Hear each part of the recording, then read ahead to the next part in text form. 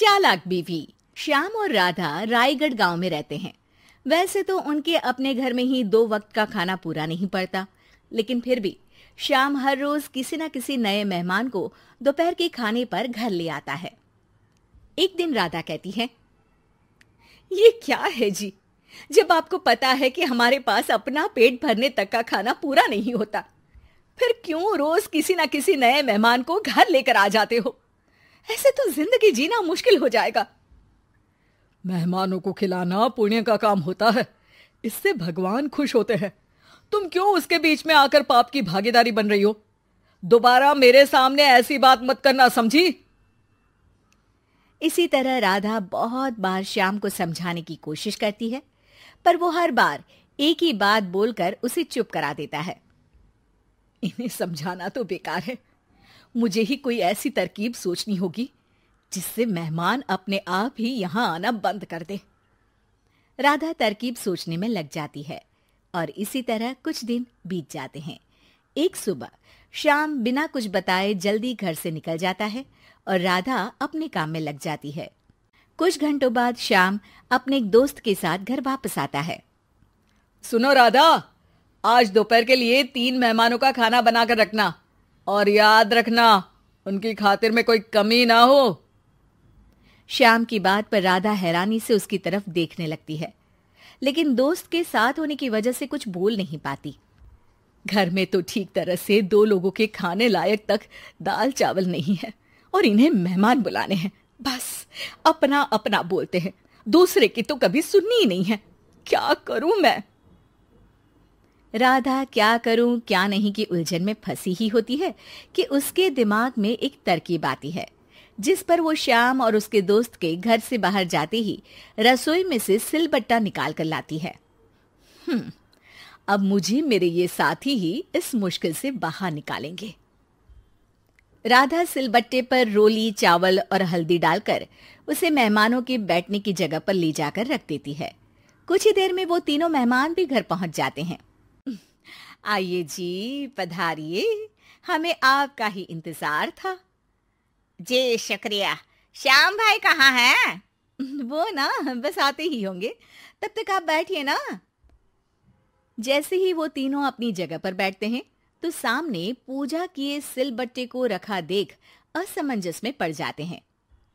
और बहन, ये सिलबट्टे की पूजा कर इसे यहाँ क्यों रखा है? क्या ये आपके यहाँ का कोई रिवाज है? अरे नहीं नहीं, वो तो मेरे पति की मन्नत है, इसलिए पूजा की है। हैं? सिलबट्टे पर कैसी मन्नत? मेरे पति ने मन्नत ली है कि वो अपने मेहमानों को खाना परोसने से पहले इस सिलबट्टे से 3 बार उनके सिर पर मारेंगे। राधा की ये बात सुन तीनों मेहमानों के चेहरों की हवाइयां उड़ जाती है, जिसे देख राधा मन ही मन हंसती हुई उन्हें दिलासा देते हुए कहती है, अरे आप लोग फिक्र मत कीजिए, ज्यादा तेज नहीं मारेंगे, बस 3 बार जरा सी थपकी। और ये सुनते ही तीनों मेहमान डर से कांपते हुए तुरंत अपनी जगह से उठ खड़े होते हैं। अरे अरे, आप सब उठ क्यों गए? मेरे पति बस आते ही होंगे, फिर सब साथ में खाना खाइएगा। अरे जी नहीं, हमें कुछ नहीं खाना। ये कहकर तीनों मेहमान बिना एक पल की और देरी किए घर से बाहर भाग जाते हैं, जिन्हें जाते हुए घर के अंदर आता श्याम देख लेता है। अरे वाह राधा, उन तीनों मेहमानों ने तो बड़ी जल्दी खाना खा लिया। नहीं ना, बिना खाए ही चले गए। अरे वो क्यों? क्योंकि वो खाने से पहले मुझसे ये सिलबट्टा मांग रहे थे, तो मैंने बोल दिया कि मेरी माँ ने दिया है, मैं नहीं दे सकती। बस फिर वैसे ही चले गए। राधा की बात सुन श्याम गुस्से से लाल होकर उस पर चिल्लाने लगता है। तुम पागल हो क्या? मेहमान को नाराज कर दिया। मेहमान जो मांगे उन्हें वो देना हमारा फर्ज है। इतनी सी बात तुम्हें कब समझ में आएगी?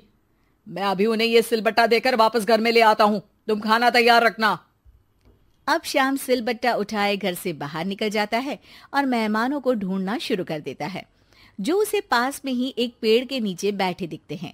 श्याम उनके पास पहुंचने ही वाला होता है कि वो उसे सिलबट्टे के साथ आता देख दोबारा भागना शुरू कर देते हैं, जिस पर श्याम भी उनके पीछे भागने लगता है।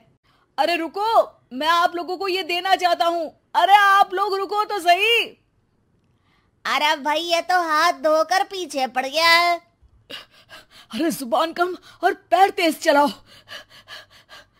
वो तीनों पिटाई के डर से और ज्यादा तेज भागने लगते हैं। इसी तरह तीनों मेहमान आगे आगे और श्याम सिलबट्टे के साथ उनके पीछे पीछे पूरे गांव में घूमते हैं, जिससे धीरे धीरे गांव में ये खबर फैल जाती है कि श्याम दयालु और उदार इंसान तो है, लेकिन अब से वो किसी की भी मेहमान नवाजी से पहले सिलबट्टे से 3 बार उसके सिर पर मारेगा, जिसके प्रभाव से अब लोग उसके घर खाने पर आना बंद कर देते हैं। मैं तो उन्हें सिलबट्टा देने जा रहा था और लोगों को लगा कि मैं मार रहा हूं। कितना बड़ा बेवकूफ हूं। अब मेरी ही वजह से कोई यहां खाने पर आने के लिए तैयार नहीं है।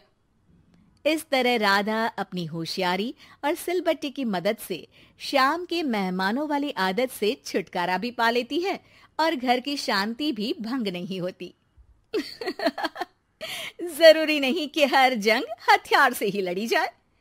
कुछ के लिए सिर्फ दिमागी चाल ही काफी होती है, और अगर शांति के साथ अच्छे से दिमाग लगाकर सोचा जाए तो मुश्किल से मुश्किल समस्या का समाधान मिल ही जाता है।